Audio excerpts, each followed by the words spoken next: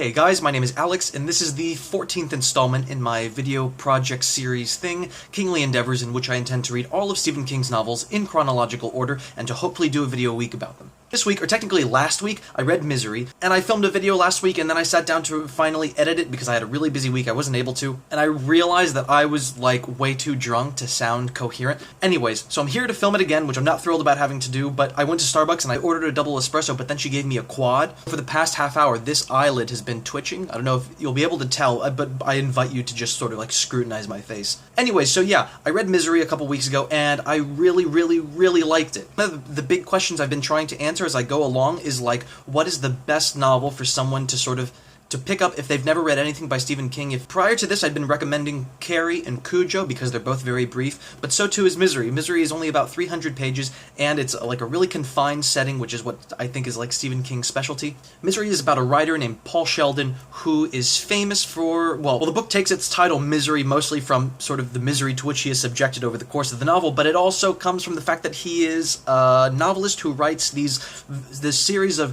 Victorian romances that feature a protagonist named Misery. So one day he's driving around in Maine, I think, probably. It's always in Maine, or maybe it's Colorado, because it's very snowy. He gets into a terrible accident, and he is saved by a nurse named Annie Wilkes. Annie Wilkes takes him back to her house. She binds up his legs, which are, like, irreparably fucked up from the car accident. She reveals to him that she is not only his nurse for the time being, but she's also his biggest fan, particularly of the Misery novels. She says she's read all of the Misery novels several times, and she's really looking forward to the latest one, Misery's Child. Then finally she reads Misery's Child, she devours it over the course of a couple days, and then she finds that the protagonist, Misery, her beloved Misery, has been killed. She loses her fucking mind, and she insists that, okay, Paul, since you're basically my patient here, but also kind of my captive, I am going to make you write a sequel, just for me, in which you bring Misery back to life, and it's going to be called Misery's Return. So the novel is basically about Paul Sheldon's effort to write this novel, which he's being forced to write, and also kind of his efforts to either escape or ultimately kill Annie.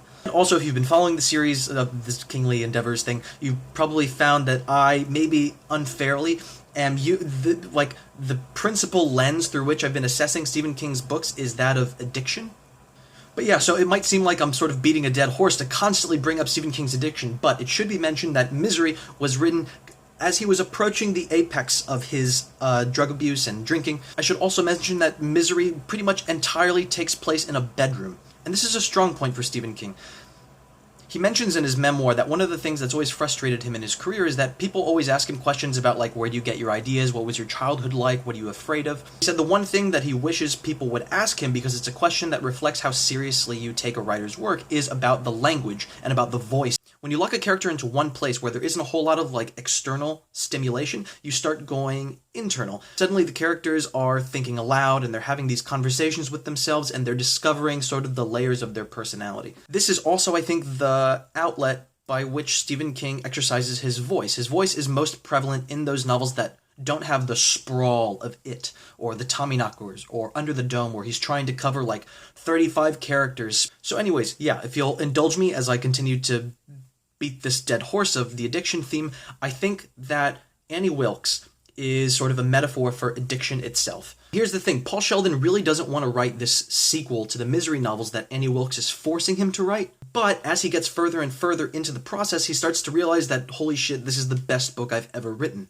And so we see simultaneously that Annie Wilkes is his captor, his tormentor, but she's also his muse, because she's sort of giving him the juice and the means, the solitude, the resources with which to write his masterpiece. I think this is a great metaphor for what the artist must feel when she finds herself sort of at the mercy of addiction. And here's a spoiler, because I have to carry on with this metaphor, I have to reveal the ending, so maybe skip ahead 30 seconds if you don't want to hear this. At the end of the novel, when Paul Sheldon has his final big confrontation with Annie Wilkes, he kills her, he beats her to death. The manner in which he beats her to death is he picks up this typewriter that she has given him in order that he can write this Misery novel, and he sort of smashes her face in. And so here, even though, like, if we carry on with this metaphor of Annie Wilkes being like the embodiment of his addiction, he's using the instrument of his writing to defeat his addiction, and yet, simultaneously, the addiction is what gave him the resources to write? I guess in that sense it's kind of a messy metaphor. Anyways, yeah, this is kind of, it feels like an abridged review. Like, I didn't have a lot to say, but it also feels like a second draft of a review, so I cut out a lot of the bullshit that I was talking about in my first effort. So, constant reader, thanks for watching.